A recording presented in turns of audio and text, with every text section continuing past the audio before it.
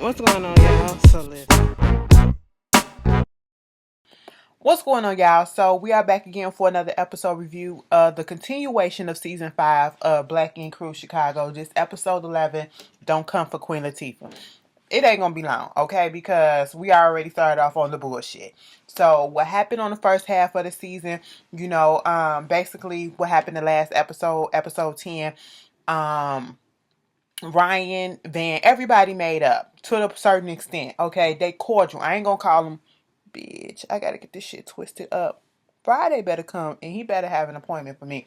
But anyway, I'm not gonna call them besties and I'm not gonna call them friends like that. They're associates at this point. They're cast members. They're co-workers.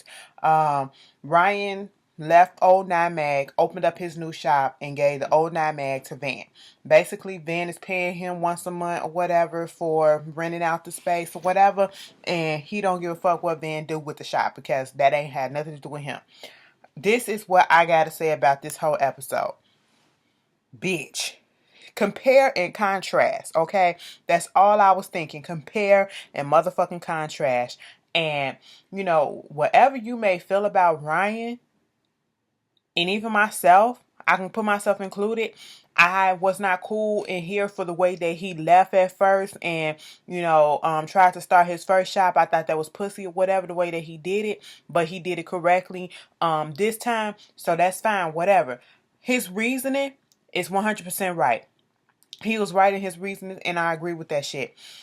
Nobody wants to be around that fucking environment, but I would have never left, okay? I would have kicked their asses out. That's the only part that's another part that I didn't agree with, bitch. You don't give up your shit. You kick them motherfuckers out because you're the one that's the head of it, okay?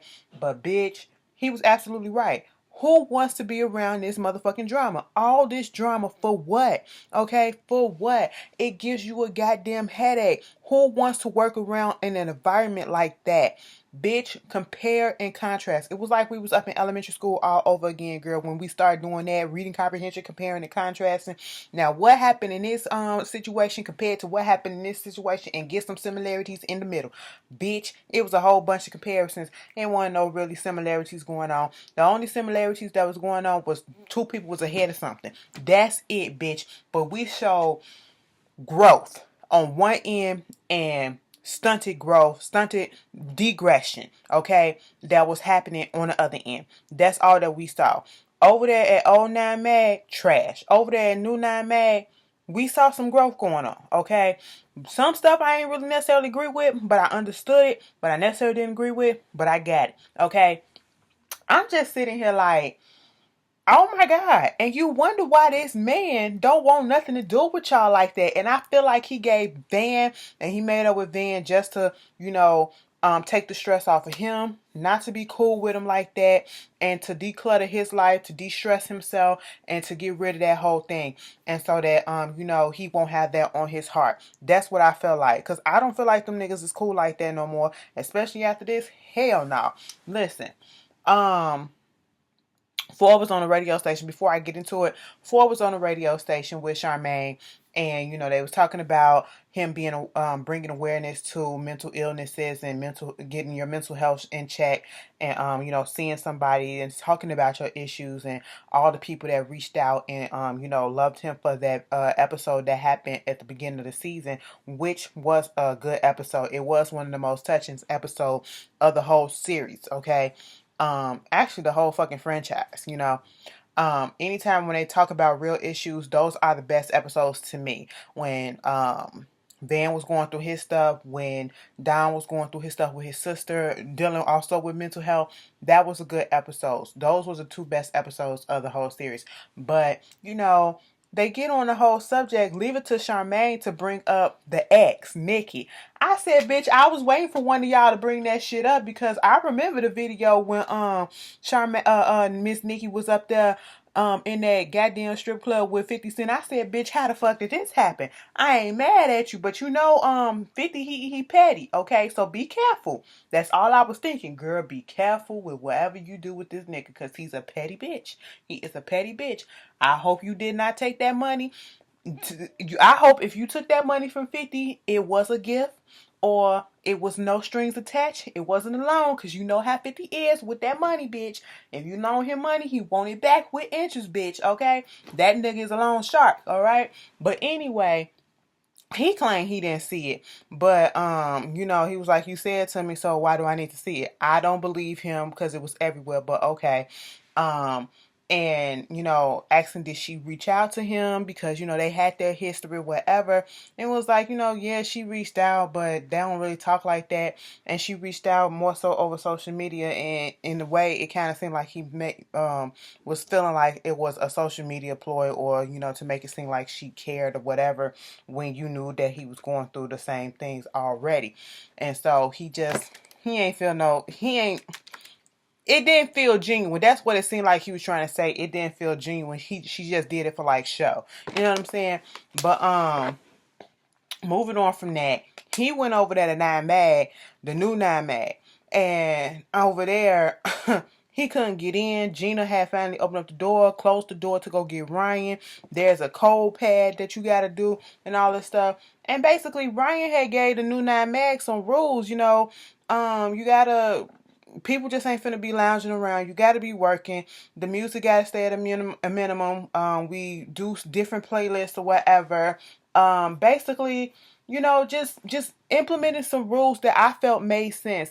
And I get where he was coming from when he didn't want anybody just lounging in and coming in to the thing, into the shop, and especially those from Old Nine Mag, because every time that they're around, it's some drama. It felt, at first I was thinking about it, and I was like, when Ford came to the door and they had that conversation about, man, damn, I gotta be buzzed in and I can't just come in or whatever, I would have felt some way just like Ford did. I would have felt some type of way like, damn, that's kind of fucked up. I'm your brother, right?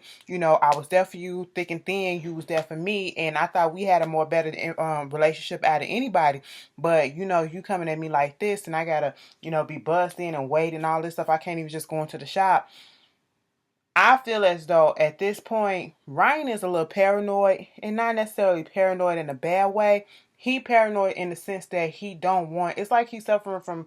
I'm not trying to downplay PTS, post traumatic stress, PTSD. Okay, because sometimes I get the T and the S switch. Sometimes, okay, he sometimes it's like he have a little PTSD. Okay, from dealing with what he went through over there in the old shop. And he don't want that element over there in the new shop. Okay. And so therefore, he's doing things a little bit different. And that's why he don't want them over there. And so at this point, when I was first looking at it, I was like, that's kind of fucked up and you doing a lot. But then I'm thinking about it as the episode goes along, and I'm like, you know what? At this point, I get it. I get it. It's a little extreme, but I get it, And Ford kind of understood at the end of the conversation that they had. He going there looking at the shop or whatever, and he felt some type of way about the contract that he was given. Now, see, this whole thing, I felt some type of way about the contract too, because Ryan, on the one hand, I felt some way, and on the other hand, once again, I can see where he's coming from. You giving out these contracts, and like the way that Ford broke it down, not only am I paying this, I'm also paying you. I got to pay you, and not just paying for the booth rent, but I also got to pay you off the tattoo and all this stuff. Like, no, I don't want to do that. That's not what we was doing over at the other place. We just did a flat rate booth rent, and that's what it is. You get a little thing, and that's what it is. And so, signing your life away, that's what he felt like. And I'm just sitting here like, oh, okay, Ryan, what you doing? But then I had to think about it. This is business, and this is how he's making his money. That's what owners and business, people do, professionals do, okay? They ain't just gonna be working for free themselves. They gotta make money, and since they got employees, you are gonna be paying him because he is the boss, okay? That's how he keeps the lights going. This is his business, so he's gonna be making more than you. Okay, he's going to be making money off of you because you work for him. You know what I'm saying? Even though you're doing your own little stuff, you still working for him in his shop. You know what I'm saying? And so Ford wasn't necessarily down with that at the moment. He did have a tattoo that he wanted to do for a client, but he went over back to Old Nine Mag to do the tattoo. This girl from the Chicago Sky basketball team out here, breast cancer awareness tattoo, and he was just weighing his options and stuff like that. The fact that they both when Van told Charmaine that her breath stank, I thought he was playing until Ford came up in there and she hugged him and had her face all up in his face, and he went like this. I said, bitch, hold up. So you mean to tell me you got halitosis of the tongue? Is that what's going on? You have halitosis of the tongue, bitch. Look it up, okay? Your breath should not be. Go to the dentist, bitch. You got insurance. I mean, you on the show. You should be able to afford it right now, okay? But anyway, moving on from that, with the shop's differences, I would rather want to work. To be quite honest, I'm the type of person, I don't need all that drama. I don't need all that noise. I need even kill, okay? So I would rather work at Ryan's shop, the new shop. That's where I would rather work because it seems like he's trying to run things differently. He seems as if he has learned from his previous mistakes of trying to hire and make everybody family. It's not family, it's a business, okay? Family can fuck you over just like anybody else. So quit calling everybody and anybody your family. And it causes a lot more drama too, as he saw. And sometimes people can make that work and sometimes it don't work. And in this case, he tried to make it work. He went about it the wrong way, and therefore he's going about it a different way, more business minded, more business oriented, and therefore we're going to see how that works. And so far, so good. Okay. Then you go back over there to old Nimag. You got Van over there being a fucking dictator, tyrant ass, thinking that he the shit, thinking that he the king, and bringing new people in that worked at his gorilla clothing line. They're not even fucking tattoo artists. You only bring one other tattoo artist in, and it's like, what is the point? It's all fun and games over there, and we saw nobody giving a tattoo. We saw nobody giving a tattoo. When you went into Ryan's shop, Ryan is literally sitting there giving somebody a tattoo, and I think somebody else was getting a tattoo in the booth. Van wasn't giving nobody no tattoo. Ford was the only person that's giving somebody a tattoo, and he was just using the space. He's not really with Nine Mag or the other Nine Mag. He's just floating around because he's still doing his music stuff. What are y'all in there doing? You planning parties, you being a dictator, you doing the fucking most. Let me just say this. This whole thing with the Bella shit, I felt that was disrespectful. Regardless of how you may feel about Bella and how I may feel about her, yes, she started some shit. Yes, she do a lot. But the way he was treating her was purely wrong. And if she wanted to do and file a discrimination lawsuit against him in a wrongful, basically making a hostile environment. There you go. Lawsuit against him. She could, and she'll have the proof on the goddamn camera. Okay, see, they so damn dumb. They so damn dumb, dumb, dumb. Listen, they dumb on both parts, okay? Van dumb because the way that you coming at the girl. She dumb because she's too stupid to think that she can do this shit, like she could sue his ass, okay? Just dumb.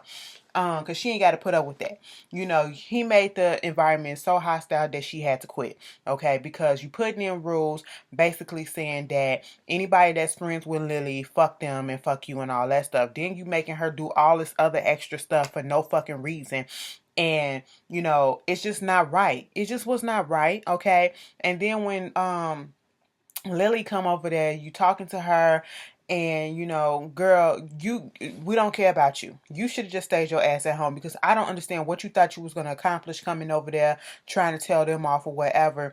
You just floating through, okay? I don't know why you're still on the show. Nobody wants you at this point, because I love what old dude said on the next episode when they showed the preview, when she went over there trying to get a job at the new Nine Man, and dude said, I hear you saying what everybody else did, but I don't hear you taking accountability for your actions. And I said, there you go right there. It's all about accountability. Yes, they do some fucked up shit to you, but you also done a whole bunch of fucked up shit too. But you ain't take accountability for that shit either.